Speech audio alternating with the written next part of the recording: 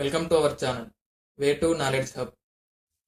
Stock market అసలు ఏంటి? ఈ స్టాక్ మార్కెట్ ఇదేమన్నా అక్షయ పాత్రనా, పెట్టగానే డబ్బులు వచ్చేయడానికి? లేక ఇదేమన్నా తిరుపతి ఉండీనా, వేసిన డబ్బులు మొత్తం అటే పోవడానికి? స్టాక్ మార్కెట్లో రెండు కేటగిరీస్ ఉంటాయి. ఒకటి ఇన్వెస్టింగ్, రెండు ట్రేడింగ్. మొదటగా ఇన్వెస్టింగ్ గురించి మాట్లాడదాం. మనం ఒక కంపెనీలో ఇన్వెస్ట్ చేస్తున్నామంటే ఆ కంపెనీ యొక్క బిజినెస్లో మనం పార్ట్నర్ అవుతున్నామని అర్థం.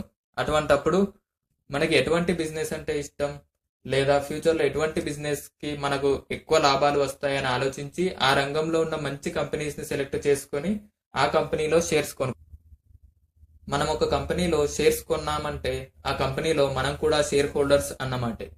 ఫర్ ఎగ్జాంపుల్, రిలయన్స్ అనే కంపెనీ నేషనల్ స్టాక్ ఎక్స్చేంజ్లో ప్రజెంట్ 2814 రూపీస్లో ట్రేడ్ అవుతుంది.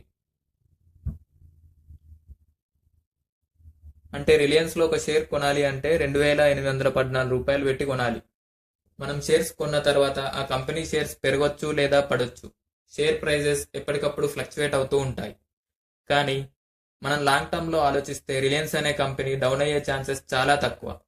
ఎందుకంటే ఆ company market share and business అంత స్ట్రాంగ్గా ఉంటాయి. ఇటువంటి మంచి కంపెనీస్లో ఇన్వెస్ట్ చేస్తే తప్పకుండా మంచి రిటర్న్స్ వస్తాయి. షేర్ హోల్డర్స్ అందరూ కలిసి ఇన్వెస్ట్ చేస్తున్న ఈ డబ్బులని ఆయా కంపెనీలు తమ బిజినెస్ డెవలప్మెంట్కి యూజ్ చేసుకుని గ్రో అవుతుంటాయి. కంపెనీ గ్రో అవడంతో షేర్ ప్రైజెస్ కూడా పెరుగుతాయి. ఇలా కంపెనీస్ హెల్తీగా గ్రో అవుతుంటే ఇండియన్ ఎకానమీ కూడా స్ట్రాంగ్గా గ్రో అవుతుంది. రానున్న సంవత్సరాలలో ఇండియా చాలా స్ట్రాంగ్గా గ్రో అవనుంది. అలాంటప్పుడు ఇండియన్ స్టాక్ మార్కెట్స్ కూడా గ్రో అవ్వాల్సిందే. ఒకవేళ స్టాక్ మార్కెట్స్ కుప్ప కూలిపోతున్నాయంటే ఇండియన్ ఎకానమీ కూడా పడిపోతుందని అర్థం. కానీ ఇప్పుడు ఇండియాకి ఉన్న ఆపర్చునిటీస్ని అర్థం చేసుకుంటే ఇండియా ఎకానమీ గ్రో అవడమే తప్ప పడిపోయే ఛాన్సెస్ చాలా తక్కువ.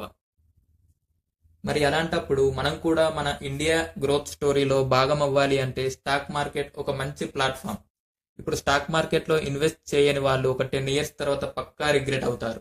అమెరికాలో ఆల్మోస్ట్ ఎవ్రీ గ్రాడ్యుయేట్ స్టాక్ మార్కెట్లో ఇన్వెస్ట్ చేస్తారు. కానీ మన ఇండియాలో మాత్రం ముందు నుండి స్టాక్ మార్కెట్లో ఇన్వెస్ట్ చేసే వాళ్ళ సంఖ్య చాలా తక్కువ. ఎవరైనా స్టాక్ మార్కెట్లో ఇన్వెస్ట్ చేస్తున్నామని చుట్టుపక్కల వారితో అంటే వాళ్ళు సింపుల్గా షేర్ మార్కెట్లో డబ్బులు పెట్టినోడు ఎవడు బాగుపడ్డాడు, షేర్ మార్కెట్ అనేది పెద్ద మోసం అనుకుంటా వెటకారంగా మాట్లాడే వారే ఉంటారు. వాళ్ళకి సమాధానం, నిన్నెవ్వరూ మోసం చేయలేదు, నువ్వే మోసపోయావు నాలెడ్జ్ లేక.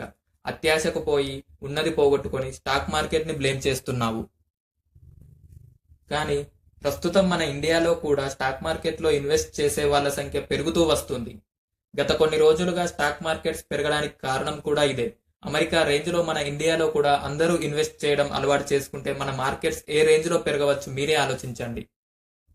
ఇక్కడ ముఖ్యమైన విషయం ఏంటంటే మనం ఎలాంటి స్టాక్లో ఇన్వెస్ట్ చేస్తున్నాం, ఆ కంపెనీ మంచిగా పర్ఫామ్ చేస్తుందా లేదా అన్నది ఎప్పటికప్పుడు గమనిస్తూ ఉండాలి. ఒకే కంపెనీలో ఇన్వెస్ట్ చేయడం కన్నా కొన్ని మంచి సెక్టార్స్, మంచి కంపెనీస్లో ఇన్వెస్ట్ చేయడం వల్ల ఏదైనా కంపెనీ లాస్ అయినా మిగతా కంపెనీస్లో వచ్చిన ప్రాఫిట్ వల్ల మనం నష్టపోకుండా ఉంటాము. అయితే ఇన్వెస్ట్ చేసే ముందు మనం ఎంతో కొంత నాలెడ్జ్ పెంచుకోవడం మంచిది. ఒక కంపెనీ యొక్క ఫండమెంటల్ అనాలిసిస్ చేయడం ఎంతో కొంత నేర్చుకోవాలి. అప్పుడే మనం షేర్స్ పడినా పెరిగినా కంగారు పడకుండా ఒక మంచి ఇన్వెస్టర్ లాగా ఉండగలం. ఇదంతా ఇన్వెస్ట్మెంట్ గురించి. ఇప్పుడు ట్రేడింగ్ అంటే ఏంటో చూద్దాం. షార్ట్ టర్మ్ లో ఒక స్టాక్ లో ఉన్న ప్రైస్ ఫ్లక్చుయేషన్స్ ని టెక్నికల్ గా అనలైజ్ చేసి బై ఆర్ సెల్ చేయడం వల్ల లాభం పొందడమే ట్రేడింగ్. ఇందులో నష్టపోయే వారే ఎక్కువ. స్టాక్ మార్కెట్ గురించి ఏమీ అవగాహన లేకుండా డైరెక్ట్ గా ట్రేడింగ్ యాక్టివిటీస్ లో పార్టిసిపేట్ చేయడం వల్ల అందరూ నష్టపోతున్నారు. ట్రేడింగ్ లో మళ్ళీ డిఫరెంట్ టైప్స్ ఉంటాయి. ఈక్విటీ ట్రేడింగ్ అని, ఎఫ్ఎన్ఓ ట్రేడింగ్ అని, కరెన్సీ ట్రేడింగ్ అని. నాలెడ్జ్ ఉంటే కొంచెం టెక్నికల్ అనాలిసిస్ నేర్చుకొని ఈక్విటీ ట్రేడింగ్ చేయొచ్చు.